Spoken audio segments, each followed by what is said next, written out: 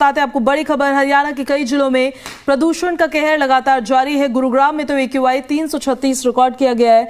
सोनीपत में जहां 277 है तो पंचकुला में 340 रिकॉर्ड हुआ है। नारनौल में 301 पहुंच गया है और रोहतक में AQI का स्तर 391 दर्ज किया गया है। पानीपत में 197, बल्लभगढ़ में AQI 313 है और जींद में 202 दर्ज किया गया है। अलग अलग एरियाज में कितना एयर क्वालिटी इंडेक्स है वो तो हम आपको बता ही रहे हैं। साथ ही हवा की जो क्वालिटी है हालांकि दिल्ली से कम है, लेकिन ये एयर क्वालिटी इंडेक्स भी आपके हेल्थ के लिए काफ़ी डेंजरस साबित हो सकता है। अगर 300 को एयर क्वालिटी इंडेक्स क्रॉस कर जाता है तो वो एयर क्वालिटी एक हेल्दी बॉडी के लिए भी बहुत ज़्यादा नुकसानदायक होती है। अलग अलग एरियाज में कितना एयर क्वालिटी इंडेक्स है वो भी हम आपको ज़रा दिखाते हैं। ग्राफिक्स के जरिए आपको शो करते हैं कि आप जहां पर रहते हैं वहां पर एयर क्वालिटी इंडेक्स कितना रिकॉर्ड हुआ है। जैसे अगर आप रोहतक में रह रहे हैं तो 391 AQI वहां पर रिकॉर्ड हुआ है। सोनीपत में 277 AQI है, बल्लभगढ़ में 313, भिवानी में 156 और चरखी दादरी में 267 AQI रिकॉर्ड हुआ है। AQI जब 0 to 50 होता है तो वो अच्छी क्वालिटी माना जाता है, लेकिन जब 100 को क्रॉस करता है, 200 को क्रॉस करता है तो वो सांस लेने लायक हवा नहीं होती।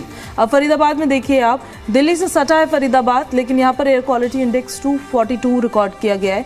तो वहीं गुरुग्राम में सबसे बड़ा इंडस्ट्रियल एरिया 336, वहाँ पर AQI रिकॉर्ड हुआ है। फतेहाबाद में 153 रिकॉर्ड हुआ है, कैथल में 106 और हिसार में 131 AQI रिकॉर्ड किया गया है। ये हवा की क्वालिटी है आज NCR के क्षेत्रों में और हरियाणा के तमाम जिलों में। वहाँ पर देख सकते हैं आप कि क्या स्थिति है और काफ़ी ज़्यादा ही ख़राब दरअसल स्थिति नज़र आती है। जींद में 252 रिकॉर्ड हुआ है, मानेसर में 252, नारनौल में 301, पंचकुला में 340 और पानीपत में 197 एयर क्वालिटी इंडेक्स बताया जा रहा है। तो स्थिति देखिए, 200 और 300 को अगर क्रॉस कर जाता है एयर क्वालिटी इंडेक्स तो वो खराब भी माना जाता है। पुअर कैटेगरी में इस हवा को माना जाता है, जिसको जब आप इनहेल कर रहे हैं तो आपको उससे नुकसान पहुंचेगा। आपके सिर्फ फेफड़ों को उससे नुकसान नहीं होगा, पर आपके तमाम बॉडी ऑर्गन्स को भी उससे नुकसान होगा। आपके नोज को नुकसान होगा, आपके गले को नुकसान होगा, आपकी आंखों में नुकसान होगा, कानों में दिक्कत होगी, हार्ट में दिक्कत होगी। काफ़ी इश्यूज लोगों को फेस करने पड़ रहे हैं। कंजक्टिवाइटिस जैसी प्रॉब्लम हो रही है, एलर्जीज हो रही है, आंखों में ड्राइनेस हो रही है, लाल हो रही हैं आंखें। तो वहीं बिना कोल्ड और कफ के भी गले में खराश जैसी समस्याएं लोगों को फेस करनी पड़ रही है।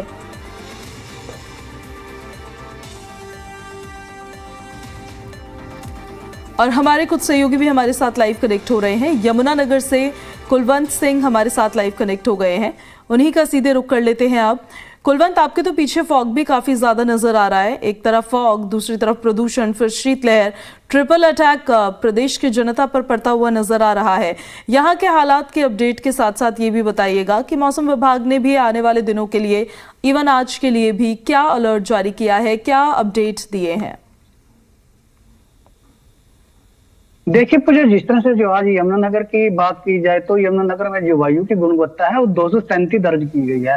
हालांकि ये बेहद खराब मानी जाती है, क्योंकि इस तरह की जो हवा की गुणवत्ता बढ़ती जाती है तो उसको लेकर कहीं ना कहीं है जो आम आदमी के जो फेफड़ों पर है इसका गहरा असर दिखाई देता है। और जो खासकर जो जिनको सांस की बीमारी है उनके लिए ये काफी नुकसानदायक माना जाता है। वहीं पर अगर मैं धुंध की या फॉग की बात की जाए तो यमुनानगर में इन पिछले जो 6 से 7 दिन है इनमें लगातार जो है धुंध पड़ रही है। हालांकि कल की बात की जाए तो कल सूर्य देवता ने सुबह से ही दर्शन दे दिए थे और दिन भर जो है धूप पड़ती रही और लोगों ने जो है धूप का आनंद लिया, पार्कों में बैठ रहे और अपनी छतों पर बैठकर पूरा आनंद उठाया। लेकिन आज सुबह से ही जो फॉग है वो काफी भारी मात्रा में देखी गई है, जिसकी वजह से जो है विजिबिलिटी भी काफी कम दिखाई दे रही है। और मेरे पीछे आप देख सकते हैं कि ये लगा यहाँ पर गेहूं की जो फसल खड़ी है इस पर जो है इस बार काफी फायदा होता नजर आ रहा है, जिसकी वजह से जो किसानों के जो चेहरे हैं वो भी खिलते दिखाई दे रहे हैं।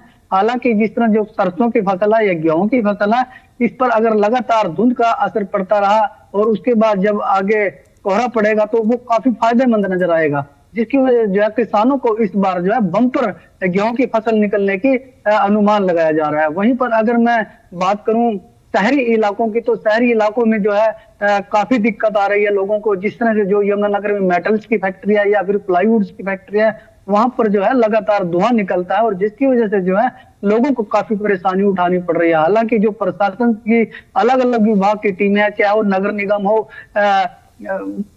पोल्यूशन विभाग हो या फिर अन्य विभाग हो, वो लगातार इसकी निगरानी में तो रखे हैं, लेकिन कहीं ना कहीं फिर भी थोड़े बहुत सुस्त जरूर नजर आ रहे हैं। जिस दिन से फॉग पड़नी शुरू हुई है तब से तो बिल्कुल जो ऑफिसर या जो कर्मचारी हैं वो दफ्तरों से बाहर निकलने का नाम भी नहीं ले रहे। हालांकि फॉग पड़ने से पहले थोड़ा बहुत जो नगर निगम की तरफ से या जो पोल्यूशन कंट्रोल बोर्ड की तरफ से लोगों को हिदायतें दी जा रही थी और लगातार जो फैक्ट्रीज है उनके ऊपर भी छापेमारी की जा रही थी, लेकिन अब पिछले जो 6 से 7 दिन है वहां पर धुंध के पड़ते जो है अधिकारी भी बाहर निकलने के लिए डर रहे हैं, जिसको लेकर जो है अब एक बार फिर जो पोल्यूशन का आंकड़ा है वो बढ़ना शुरू हो गया है।